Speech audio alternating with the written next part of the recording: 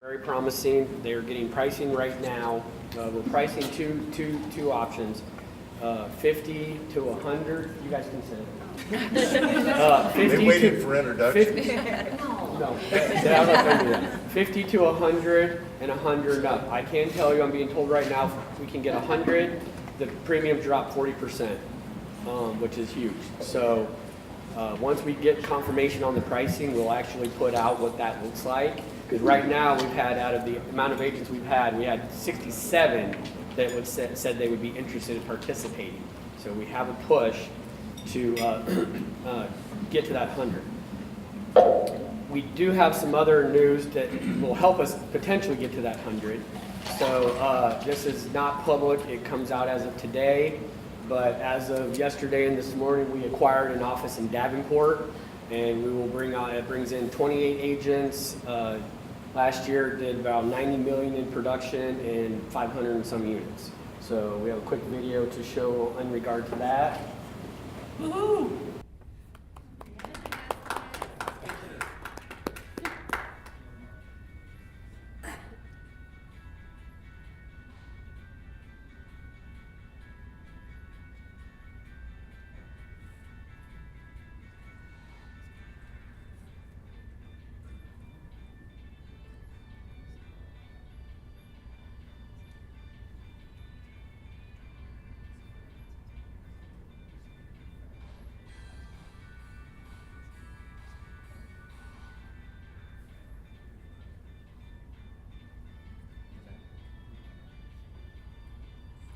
We taking over, man. Shit, jeez.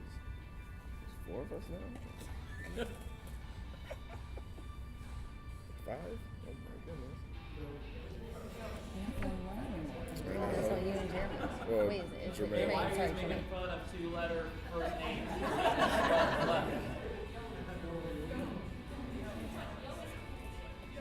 Who is it?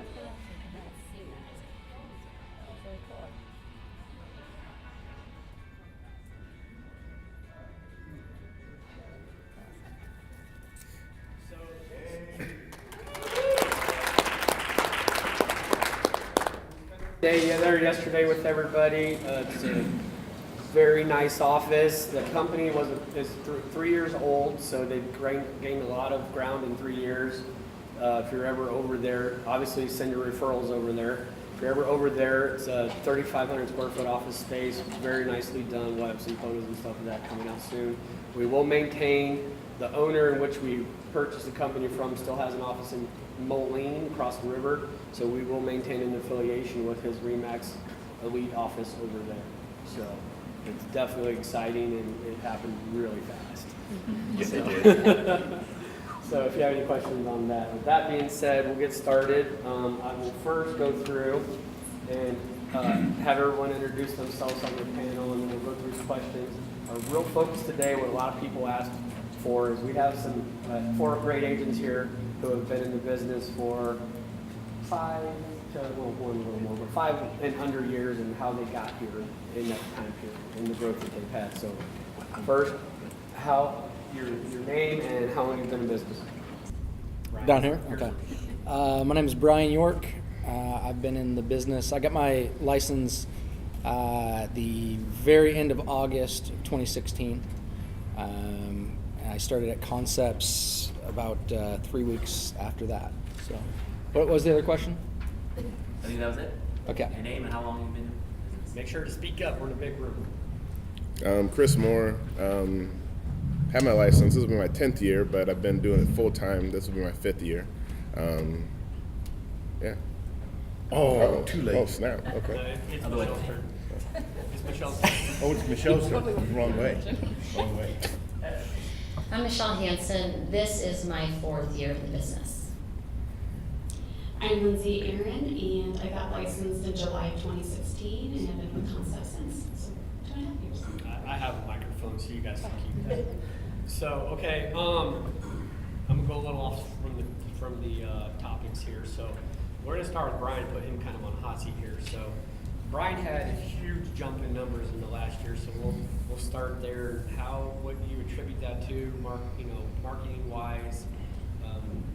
What is your highest lead generation activity you're doing right now?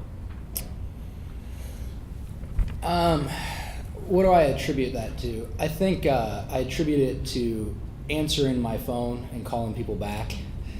To be honest with you, I mean, realistically, I think a lot of people think that there's like a magic pill or something, and I think last year all I did was put my nose down and work as hard as I could. I took phone calls late at night. I got up early in the morning and answered people back, and I showed them even when I didn't necessarily want to, right? When I was busy doing other things. So my biggest generation was lead generation, I suppose, was the same as everyone, right? I do my sphere, I have some online leads, and I do open houses. And I try to connect with them as much as I can, find out what they want, and call them back. So for those who don't follow it, Brian went from right around 5 to just under 13 million in 1 year. Chris, same question. I would say the biggest thing for me has been just working my database. I used to be a really big online guy with like the Zillow leads, and when you get a little bit busier, you don't want to have to show everyone that calls and they're not pre-approved yet. They just want to see the house first. So I've really focused on, if they don't answer the questions that I want to hear, like, have you got pre-approved yet? Have you thought about that? You need to do that first because I'm doing it for you. And if they don't do that, then someone else can have them. Brian probably got them. But, you did more than me. So, but with young kids, I don't want to be showing when it's snowy and, doing those things and skating around and then have it end up falling through, or, you don't get to build that rapport with that person yet because you don't really know what they want. You're just showing them the house and being more transactional. So I just figured that working my sphere is a better way because then you don't have to build that introduction. They already know you. It's an in already. The online leads are good. Sometimes you can build those rapport with people, but my sphere has been my biggest influence, and that's what I would like to continue working from. But the online leads and the other spheres or pillars, I guess, are good as well. But yeah, that's it.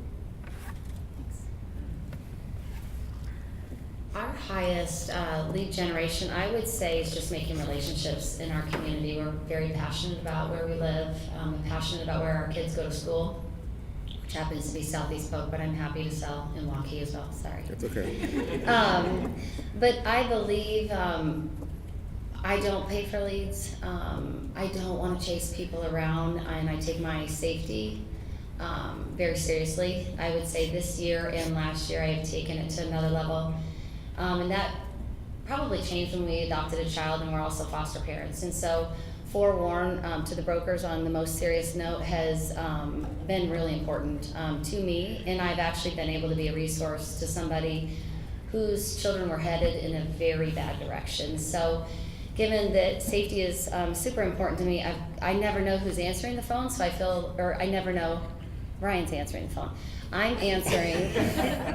I never know who's calling me, and so that puts me on guard just a little bit anyway these days. So I prefer to not buy leads. I prefer to just create relationships, and I believe that those will be the best business that I can produce, and we can as a team. So maybe we should have broke females up because I'm also a relationship person. When I first started, I went to every single training and I listened to Lance and Matt and Ooh and Shane, and a lot was writing for me because I was a stay-at-home mom and all of a sudden I had to pay childcare for 3 children. So if I failed, then that meant that everything was gone basically. So I did what I thought I was supposed to do and just learn. And then I had to take a step back probably last year and think, what am I doing? This isn't me. If I meet somebody in an open house, I don't give a shit if they have an agent because I'm still going to talk to that person and I'm still going to develop a relationship with them. And if they decide, to go through the house or whatever, that's fine. And once I started doing that and just being me and not listening to every single that person has an agent, move on to the next. I think that was my very first thing to let me be yeah, this isn't me. Who am I? What do I value? And I value relationships. Even if that person already has an agent and, if they have a good relationship with that agent, stays with that agent, that's great. I'm gonna let that agent know so-and-so came to my open house, this is what they liked, didn't like, whatever.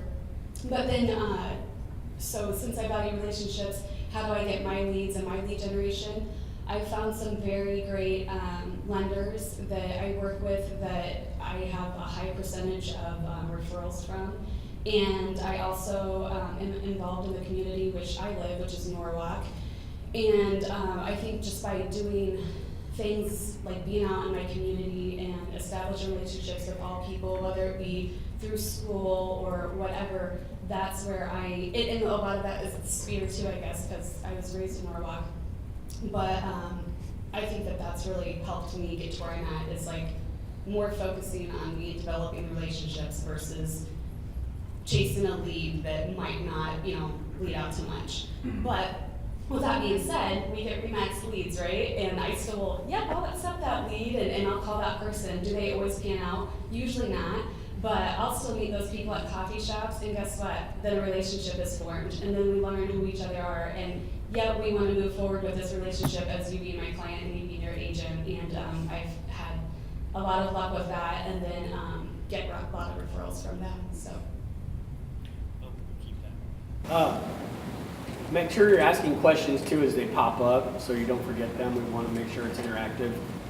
So the next question is going to be, how do you use social media to build where you are, build your brand right now? Or maybe you're going to work on it.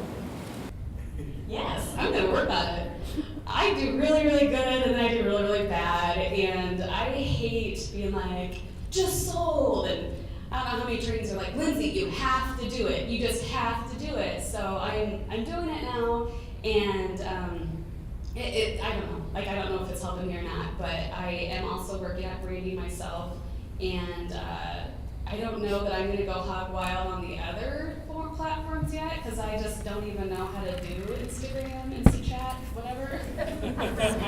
I know. But anyway, so I need to get better. I need to get better at that, but I am trying to be more consistent. Obviously, a lot of my leads don't come from that.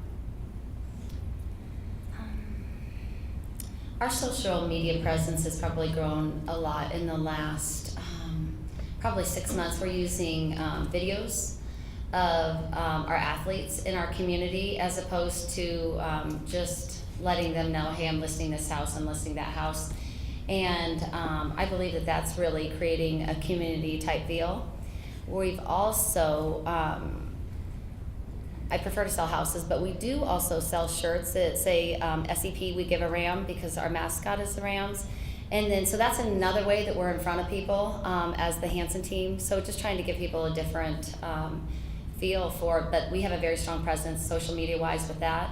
And then we also do, Josh handles a lot of that back end, but we will do targeted Facebook campaigns. You just gotta make sure that if you list an acreage that you're ready to respond to all of those. Like, hey, I don't really like the white fridge with the other stainless steel appliances. And then you're like, thank you, hide that comment. And then you move on. Yeah. Michelle, I have a question. Yeah. A follow-up question on that. Sure. So is a lot of that social media, is that growing organically since you are including the community? And It really is. do you get a lot of shares from other people and all that? We do.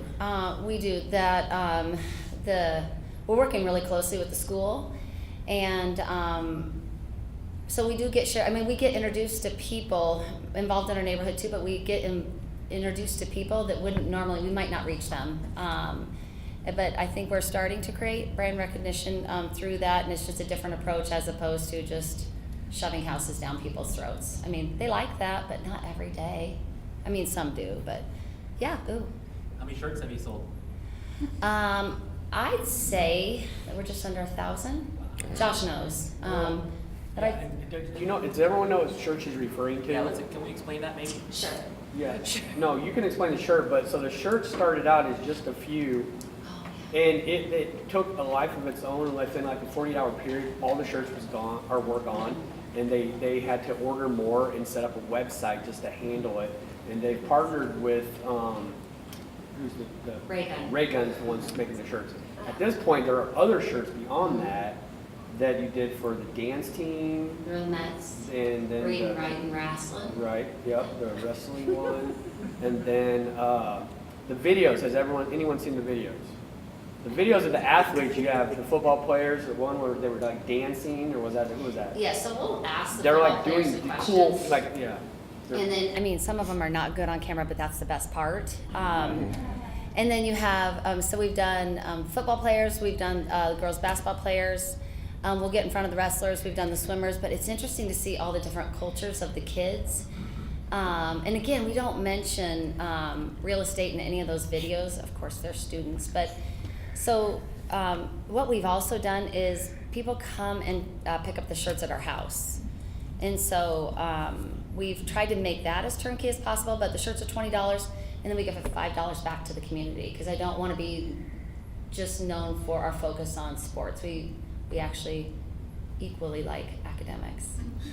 So, but we will continue with that partnership with the school, in my mind, for a very long time, to get all the Hanson crew through. T-shirts nor the videos say anything about real estate. That's right. Just always our logo, so it's subtle and tasteful, I hope. You can let me know if you think different. I'm in the wrong business. I'm going to start selling T-shirts tomorrow because Chris does care. You give a ram. Yeah, You I give a ram. That's right. Well, now with all the brothers here, maybe we can get like a Concept Streets or something, shirts or something. So social media, I kind of have like I didn't do it, and then I was like, I need to start doing it and be consistent with it, so I paid a place to do it. And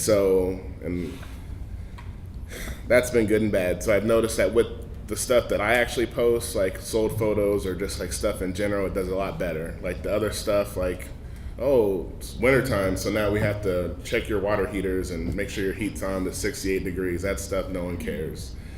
So I've noticed that stuff, so that I'm gonna start working on.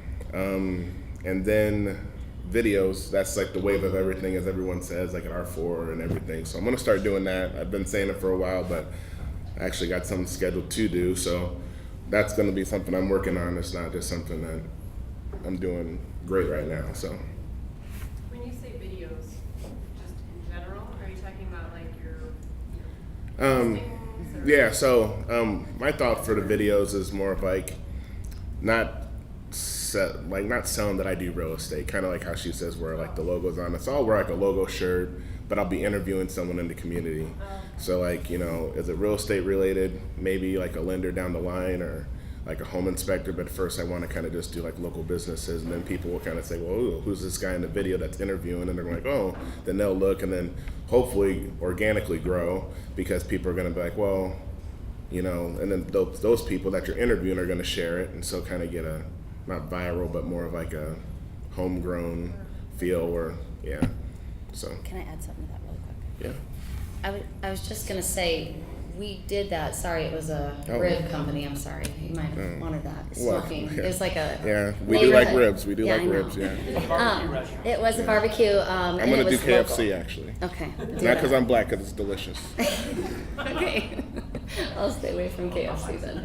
But we actually, we didn't wait till like we were perfect on those videos. I intentionally try not to be in them. Josh will talk in them, but that one, we just went and did our best. Josh asked some questions, and it was like 1,100 shares or something like that. And it's very, I mean, they were barbecue guys. They're just dudes, you know, and they weren't used to being on camera, which is, again, even better. So I think that's a genius idea, but I just wanted to give you metrics to like 1,100.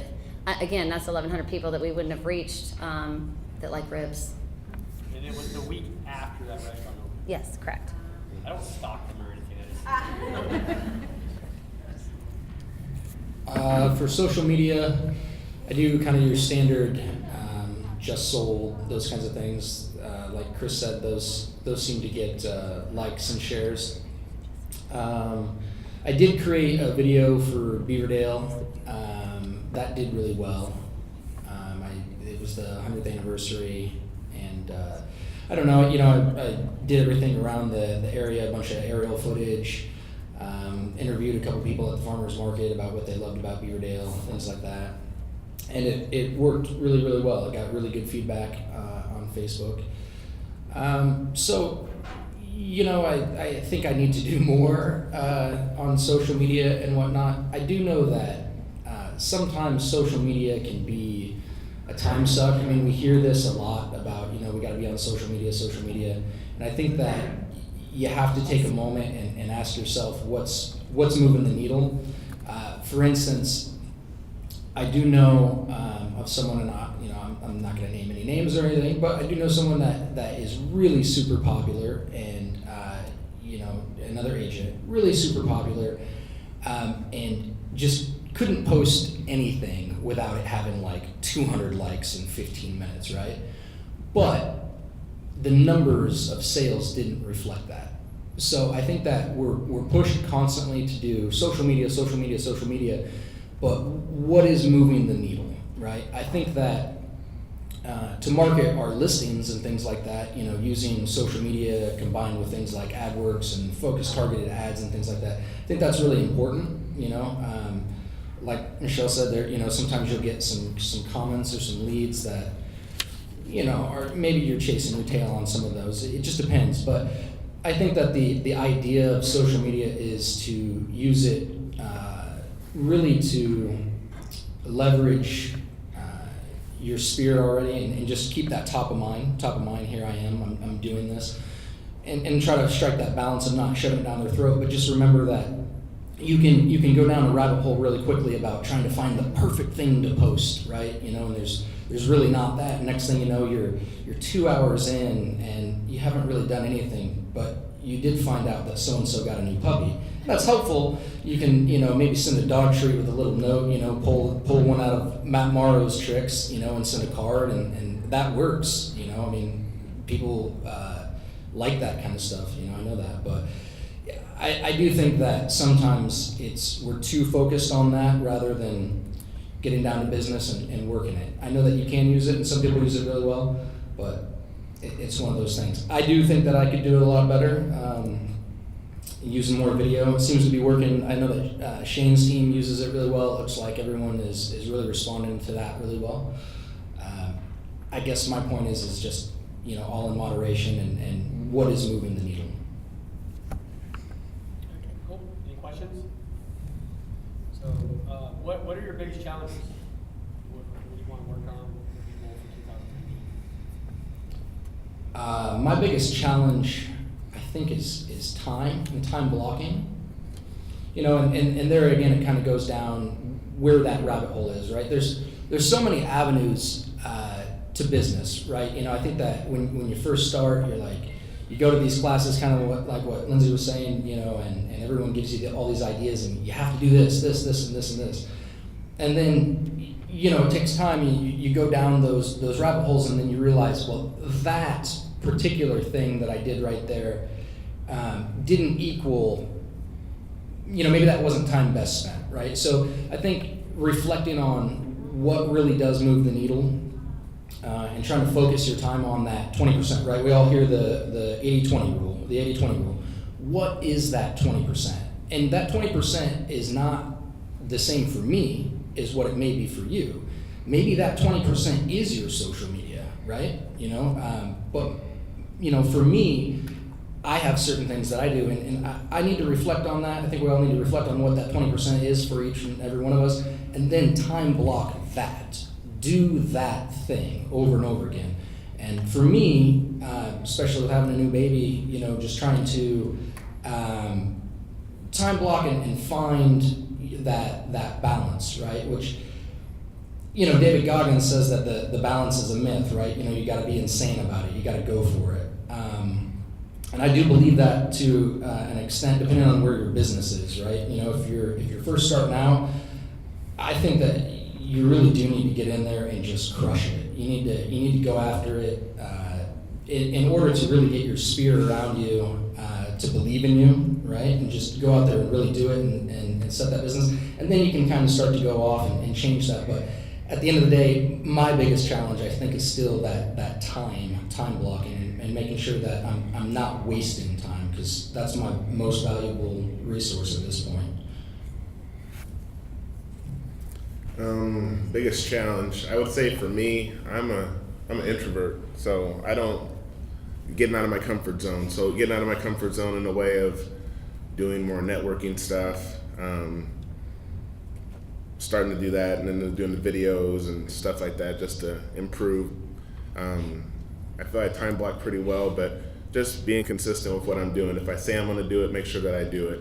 I'm good at coming up with ideas, but then when it comes with implementing those ideas or actually sitting down and saying, okay, today's gonna be the day that I do it. I need to write it down like Michelle's doing, and just do it right then and there. So that's the biggest thing for me is networking, getting out of my comfort zone, because when you get out of your comfort zone, that's where you grow.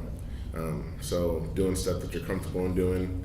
I mean, you're never gonna get you can get better from it, but I mean, I think that's where you grow the most. So. Jason? On the time blocking, more question for all of you guys. I guess two-part. How many hours per week do you think you dedicate directly to real estate? And then on top of that, do you have an assistant that helps alleviate that? To real estate, I guess it's hard to put like a weekly number on it for myself. I'd probably say I try to put a good 40 in, but it kind of depends day by day. What I do for I time block like workouts in, family time in, we share a calendar. That's one big thing that Shane told us, is that, make sure you have your family time, your kid time, your workout time, which is your time, and then, filter in like real estate with the rest of it. So in the morning I try to get up and do I make a list at night to say this is what I need to do first thing in the morning. And then after that I prospect, and then work on other stuff that I have going. So I would say a good 40, but I mean, it's really hard to tell because every week is different. You have an assistant? Yes, I have I call her a PRN assistant as needed. So I have her do certain stuff that I sucked at doing. Like when you have listings, like communicating with listings and kind of saying, hey, this is like the looks that your house is getting. This is like that different stuff. Doing the sales worksheets, I hated doing that. So she does stuff like that. And the social media stuff, I'm having her kind of help take over that to do more organic stuff. So to answer those questions. How long have you had the assistant? I can't let go of this mic, can I? I've had her for probably about 6 months now. So. Well, I guess to follow that up to increase your sales. Shane's been harassing me to get the system like 5 I want to go on record, I've been harassed 10 for 5 years. So, I wouldn't say it necessarily increased my sales, but it decreased my workload, right? So therefore, I know U said a long time, if your hourly rate is such and such, if you can pay someone $15 an hour not to have to do it, it's worth having someone do for you. So I would say that not necessarily there's a direct correlation since she's helped me now I've sold an extra $2 million. No. However, I have free time to do other stuff, where before I was struggling to write up an email to say, oh, this is the views, this is why you don't have any showings this week, I haven't contacted you. Now she's sending out an email every week and they have that expectation where it's like, oh, I like getting this email, or, I got an email from this person and X and X. So. We'll go on record that his wife is in the background shaking her head, yes, his production has gone up. Also increased family time. Also too. increased family time. Now, is that good? Not for me, no. Hold on, Chris, keep that mic. Go back to how many hours is it structured? Is it a as-needed basis? The assistant. Oh, so, she has the stuff that she does on a weekly basis. So she knows for listings, she sends out the weekly update emails to the listings. With sales worksheets, that's going to be a week by week thing, right? So you have a sale this week or you have multiple sales, and I turn those things over to her. I have her set up showings if I have a whole bunch. So if I'm going to show 5 houses, I say, hey, set up these showings, make a route. And then, one thing that Heather, we were talking about showing and having sheets. So I got an iPad, and so I say, hey, put everything in Dropbox for me. Put the seller disclosures, the MLS sheet. So when I go to show, it's just all there for me, so I don't have to sit and do that. That was another thing I didn't like doing. So, am I good to let go of the mic? All right. Okay, so answer Jason's questions first? Okay. We do not, I'll just kind of incorporate it all into one. My biggest challenge, I wouldn't even say it's a challenge, but I want to just leverage our team more this year. So it's myself, my husband, and Carly Derrickson, and she's a gem. Super grateful to have her. So I just want to leverage her skill set. And then my biggest challenge is just to remember who I am and my family first in a really, I feel like we're in the Wild West industry that I don't know in my mind any other way but to deliver the best service ever. Like that is just, I think who I aim to be. Hopefully those of you who have worked with me would agree, but that's who I aim to be. So I have to shut that off sometimes though. I mean, I understand that we can answer the phone late at night, but they have to respect that I'm a professional. And so that I would have many other things to do. So my goals and my challenge are to just be the best wife, mom, and friend and realtor that I can be, probably in that order, and keeping real estate under control. I do not have an assistant, but Carla and I work really well together. We have a graphic designer. She actually just left to work with another agent for full-time. So I wasn't in a position that we wanted to hire full-time, but I wish her great things. It's not a concepts agent, but that's still okay. But we will hire again, and I don't have any plans to hire an assistant. I just want to leverage the team that we have right now.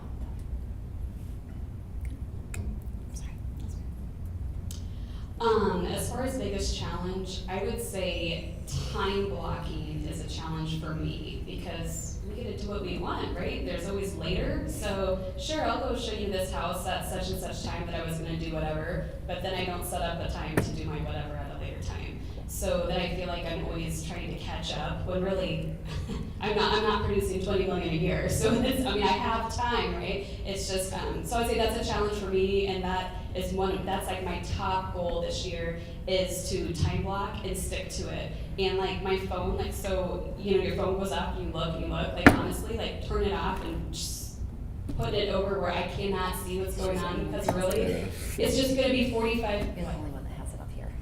Oh, okay. Well, I brought it up because I brought it up for that. Oh, okay. But anyway, I'm expecting a call. Okay. But I thought it was great because that training's too, just like somebody can wait 45 minutes or an hour and a half for you to call them back. And I'm a people pleaser if you don't know me well, and I like making people happy, so usually I answer the phone. Like I do always answer the phone, and I'm starting to get mean to telemarketers now because I'm like, you just ruined my whatever I was doing. But yeah, maybe I shouldn't answer the phone and call that person back in 45 minutes. So anyway, time blocking for me is a challenge and a goal for mine to conquer this year.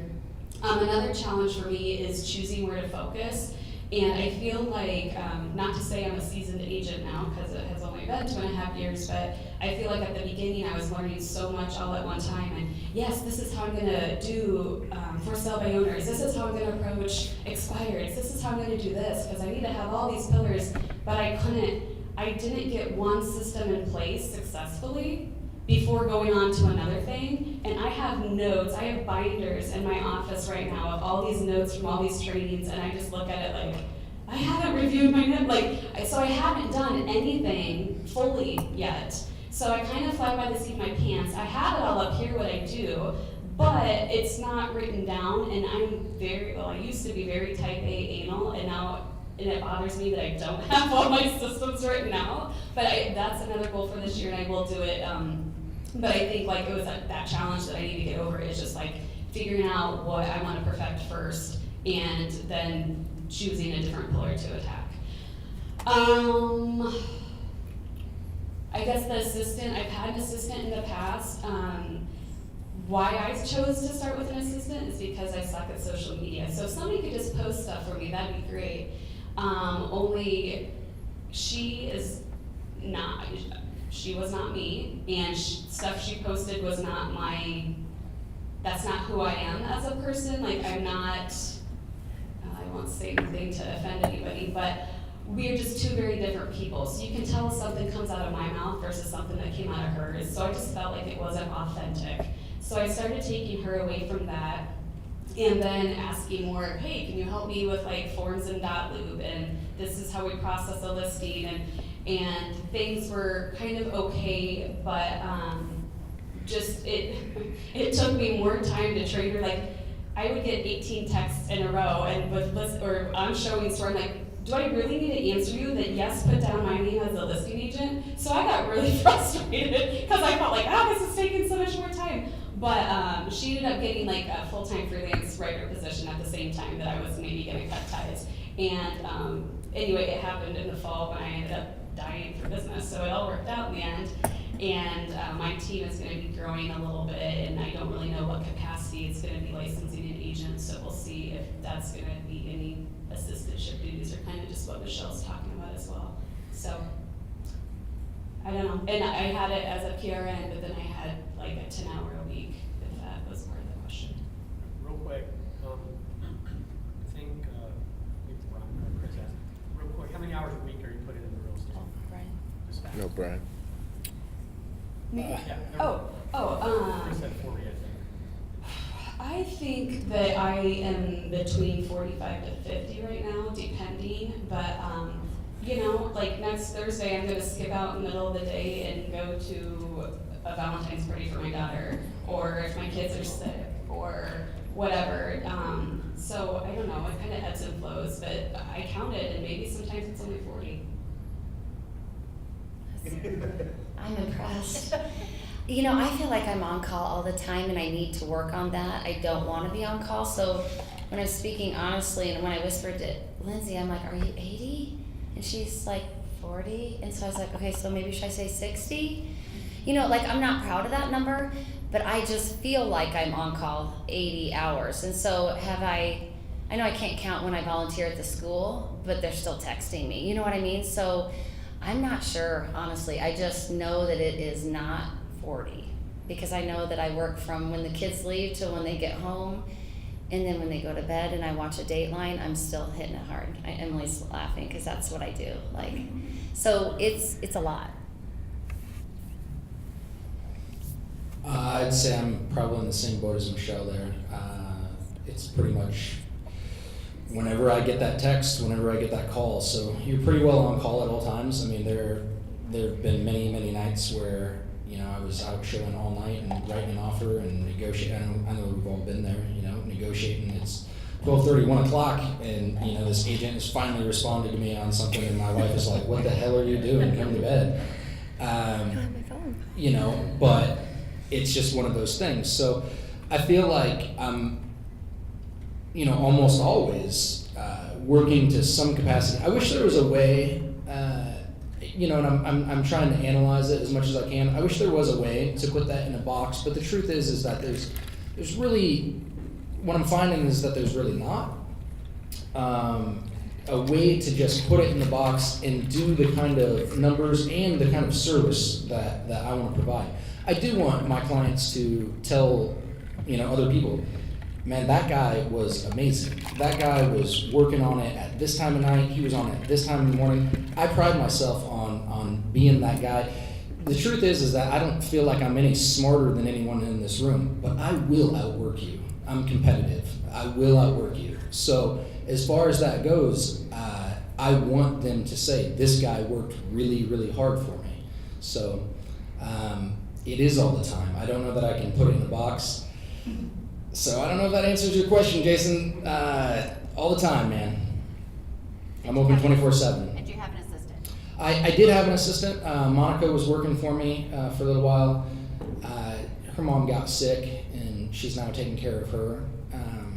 You know, I think that I had the same, to some extent, growing pains as Lindsay. And I think that, you know, in all fairness to Monica and just anyone that works for us as agents, right, we're demanding. You know, we are trying to set a bar really high for service, and as a result, you know, we had our differences in certain things, and maybe I was too controlling a little bit, you know, and too strong. You know, maybe that happened a little bit. So I think that we all have those growing pains, and maybe need to take a step back and how to manage people and take the time to train them properly and things like that. But I that's why I look to Shane, you know, and I think, well, wow, I mean, this guy has, you know, several people that he's trained. They didn't walk in the door knowing how to do it. So I think that that's a completely different skill, right? It's one thing to be in the thick of it and doing business, it's a whole other thing to train someone and to motivate someone on how to do something that you want, right? Because that's a psychology in itself, right? To motivate them to want to work hard and give high output for you. So, but yes, I did have an assistant for a little while. I will be getting another. I think that it was extremely helpful.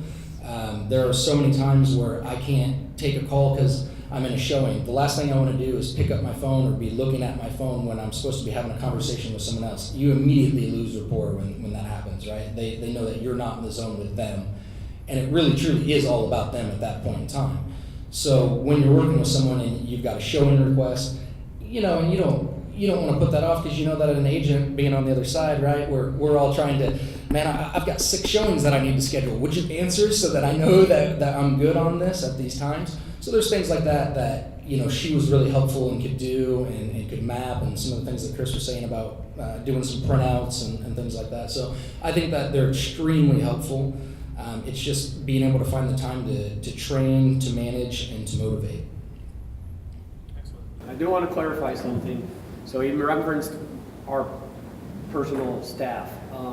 They may not have been trained, right, or come in knowing all that knowledge, but they had a background. What they did was adapt to a system that was already put into place that had to help them get there quicker. So all of our people are spectacular, but if one were to leave within a few weeks based on the system in place, they would be up and running and would not skip a beat. That is what it takes. And I'm going to reference Lindsey's comment too. This actually inadvertently answered a lot of the upcoming questions we had just based on what their challenges were in time blocking and having a work-life balance and staying focused.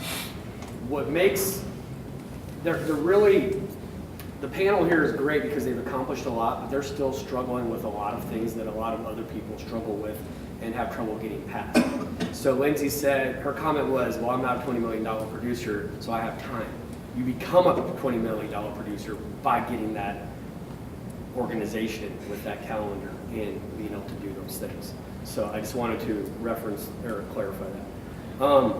We are getting to the end here. So since they inadvertently asked a bunch of questions or answered a lot of these questions, Michelle, were you going to say something? No. Okay. Getting towards the bottom here, this ties into the 2-part thing. What or who inspires you, and do you have a mentor? Or coach. Seth Walker has been a mentor to me. Shane, Lance, Matt. I've tried to, as much as I can, rely on the resources. I'm constantly watching those videos, that we have online for Remax on YouTube. These right here that he's making right now, and I go back and I try to come up with questions and I'll bounce them off them. I believe, Tony Robbins said that people have lived before you, right? So I'm constantly trying to find people that are just kicking ass at whatever they're doing. How can I do what they're doing? How can I model them? So this year, what I did is I met with all of the broker owners and Seth. I just pick his brain every day, but I met with all of them. And what can I do to be better? Like, what can you give me? So they're my mentors. They're the ones that are giving me that. They're obviously at the pinnacle of success. They own a brokerage. They've done all of this. Lance could tell you anything about the legalities of real estate without looking at anything. He could just tell you off the back of his hand. So having a strong support system like that of mentors around is really important. Seth has been really important in my business. He's always been there to help me along and to give me advice and to push me, be a little competitive because he knows I'm competitive. So he pushes me that way. So he's my mentor. I did do some Tom Ferry coaching, and I believe in it. I think that it was really good. But I also do think that if you just go back and you watch all of our Remax training videos and you really listen, because you'll find that a lot of them are saying the same things over and over again, right? They say the systems, they say the time blocking, right? How many times do you need to hear it before you actually put it into, work, I don't know, but they all do exist just the same way right here in our own system. So I do believe in coaching. I do believe in having people around you that push you, and I do believe in mentorship. Inspiration. I'd say for me, like every morning I get up and I watch, I follow this Facebook page called Goalcast, and pretty much it's people that do motivational speeches wherever it may be. And the people I tend to look up to are people that didn't have it easy. It's easy to, be like a third generation realtor where stuff's been given to you or whatever that may be. But when you see people that came from nothing and made something, that inspires me a lot. So when people do the Hall of Fame speeches for the NFL, those things, when you hear